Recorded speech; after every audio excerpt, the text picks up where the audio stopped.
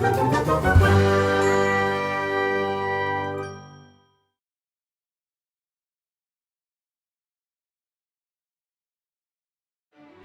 everyone, today I'm testing the Stonehenge Aqua, the black watercolor paper that's 100% cotton.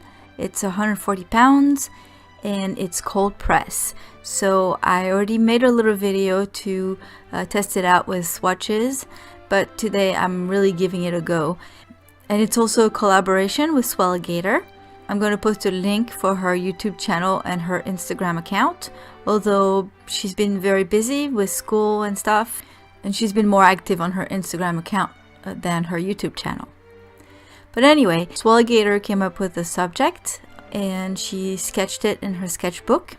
She got inspired by another challenge we did together with the scroller box a couple of years ago, where she drew a baby sun dragon and I painted it with all gold paint that had come in that box. So we decided to do something similar today because we're using black paper and I'm going to be using mostly metallic paint. So she decided to draw another dragon, a full-grown one this time. She started by sketching a few in her sketchbook, and then when she got really inspired, she did a full-size one and she traced it because she had tested the black paper with her eraser and she saw that it damaged it, so she wanted to trace her sketch, and she did so with a white pencil so that when she actually transferred it onto the black paper, she would be able to see the lines better than if she had just used a graphite pencil.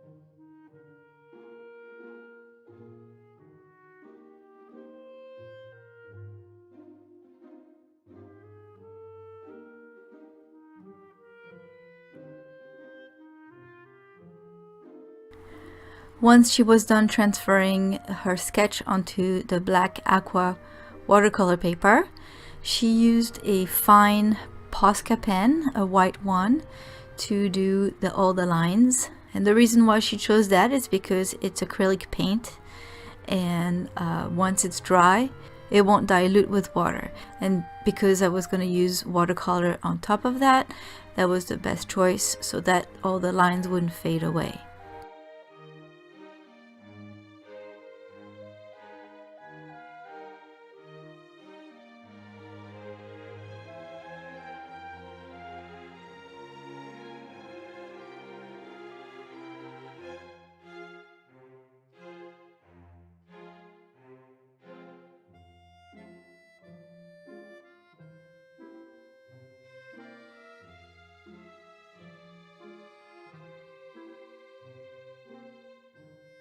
Before I got started with my part of the collaboration, I decided to take a small piece of the black paper and swatched all the colors that I was going to use. So I used a set of Kuretake Gonzai Tombi gold, metallic gold watercolors, and a set of Fine-Tech pearlescent watercolors. And I'm glad I did that because they really look different. They don't look, especially the Fine-Tech colors, they really don't look the same as in the pans. So I'm glad I did that.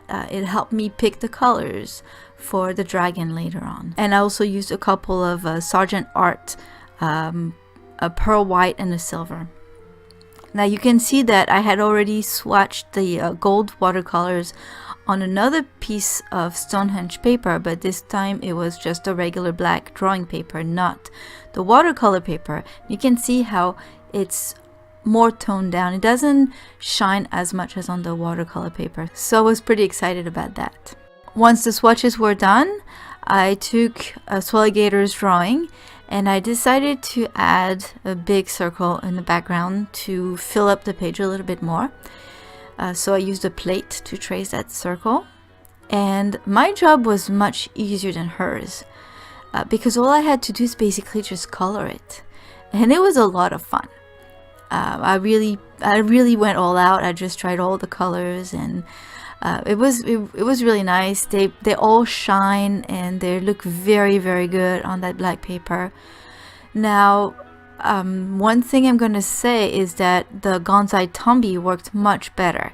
The other one worked well, but what I mean is that as a watercolor paper and watercolor paints together, I wanted the colors to flow in the water. Like, for instance, when I did the big circle in the background, I was gonna do some wet on wet.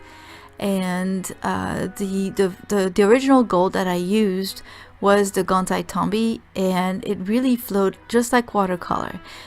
It spread nicely in the water, but the Fine-Tech didn't do that, and so it was a little tricky to mix the two colors together. I was able to do it, they mix fine, but when you have two types of paint that you're using and one spreads nicely in the water, the other one doesn't, it just gives you extra work. But all in all, they worked very well on the paper. It's just that I didn't have the watercolor experience that I wanted to have because I mostly used the Fine-Tech colors.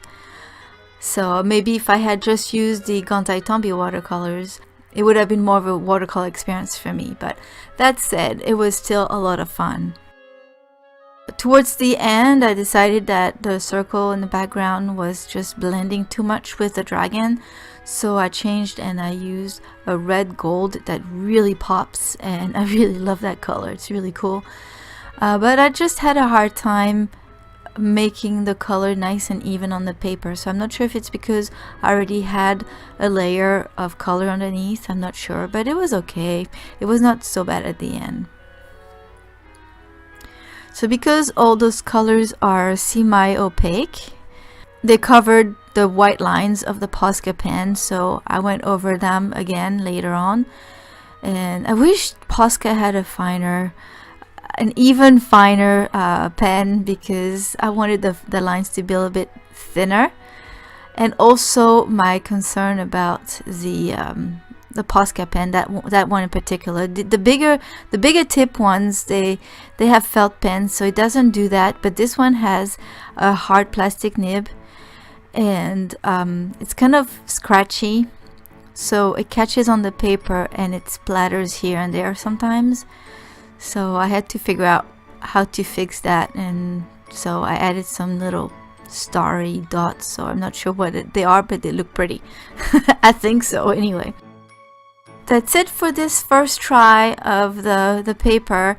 It's a lot of fun, it really is. The only thing is you can't really see the beauty of all those colors unless you have the paper at a certain angle.